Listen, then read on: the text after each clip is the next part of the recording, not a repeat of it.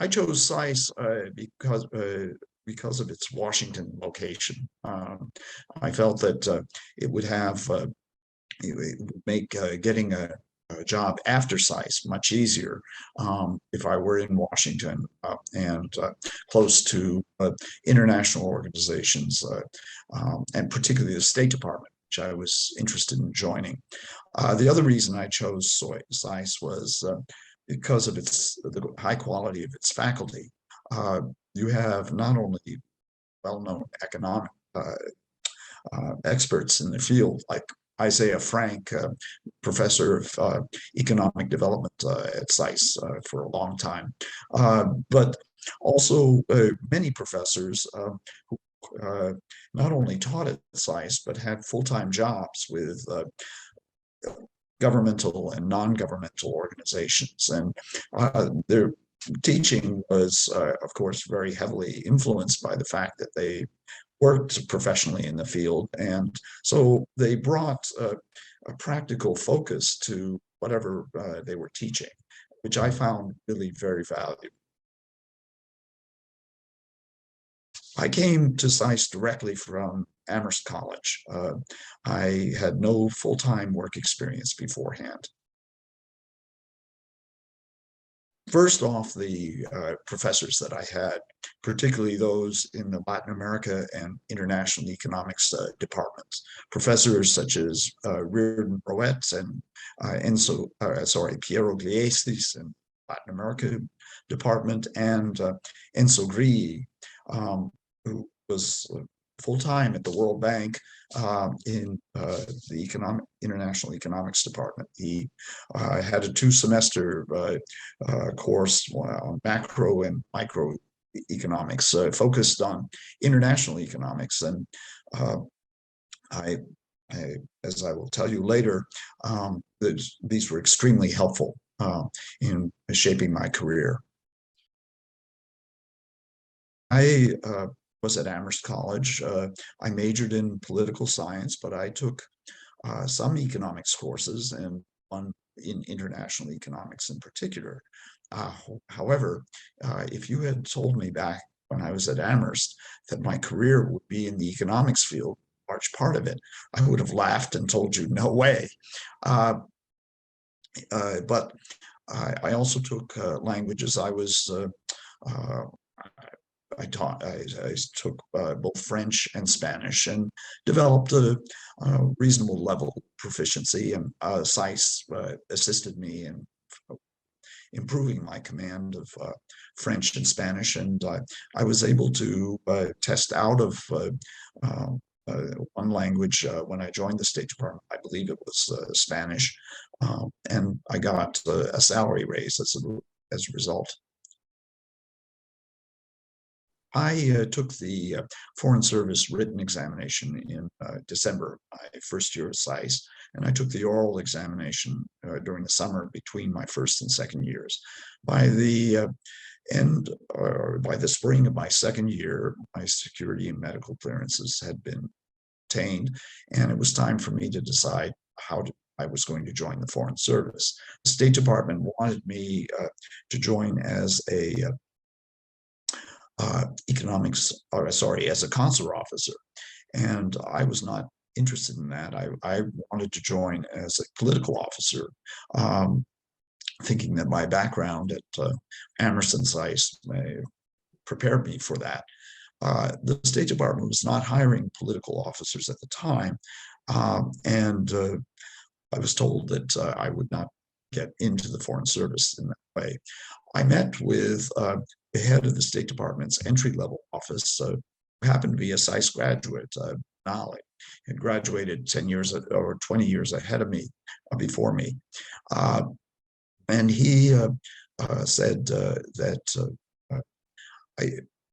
he took a look at my transcript, and he said, "You've done very well in your economics classes at SAIS.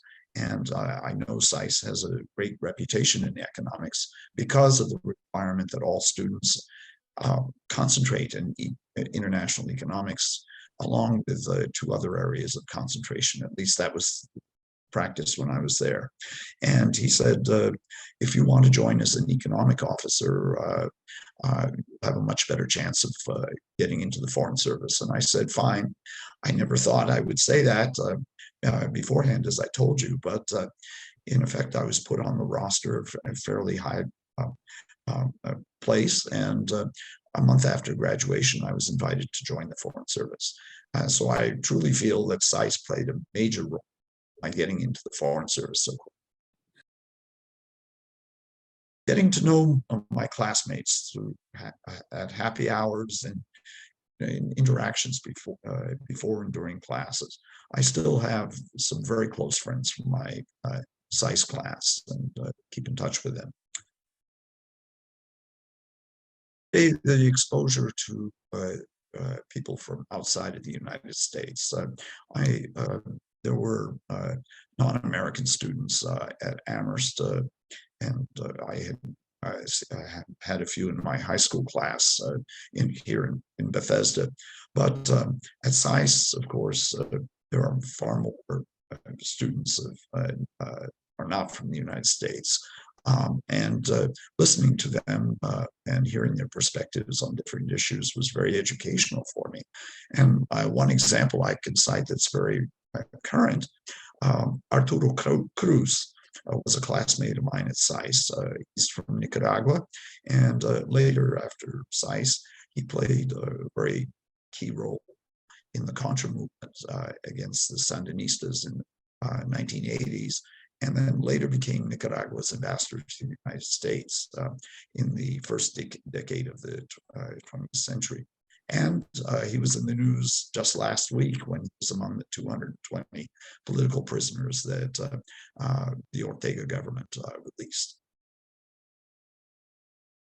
Students socialized at happy hours, dinners in cheap restaurants, and at parties.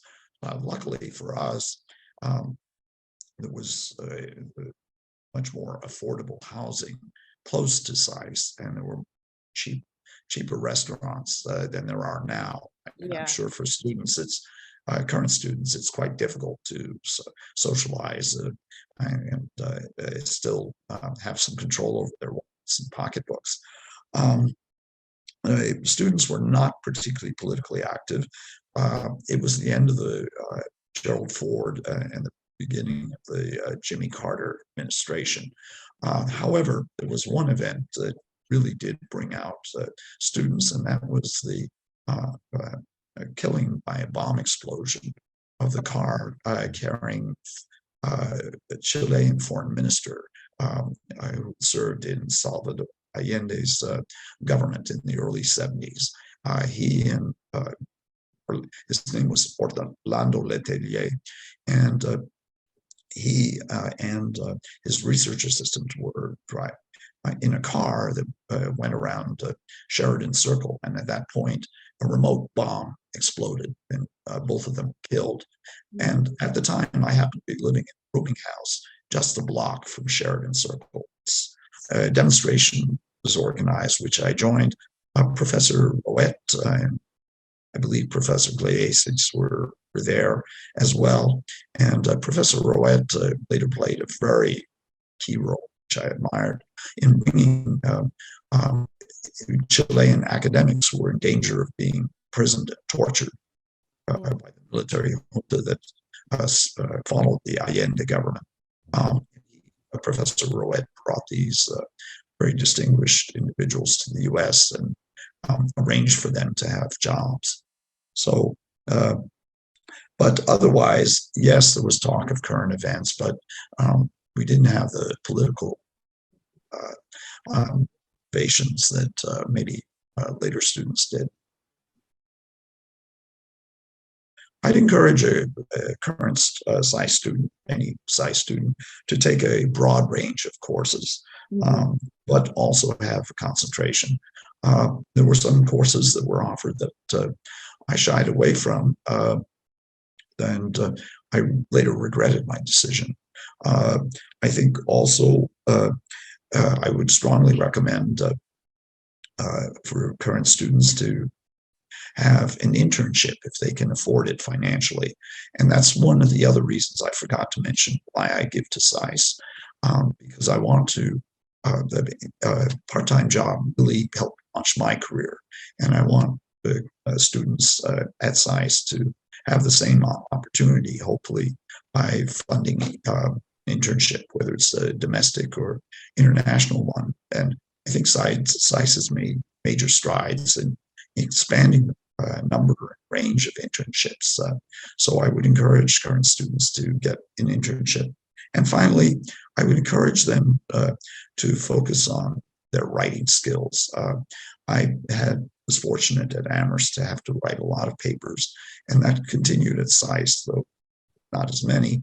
But the exposure to having to write quickly and well was very, very helpful in my career. And I think for the majority of SAIS students, it would be the same.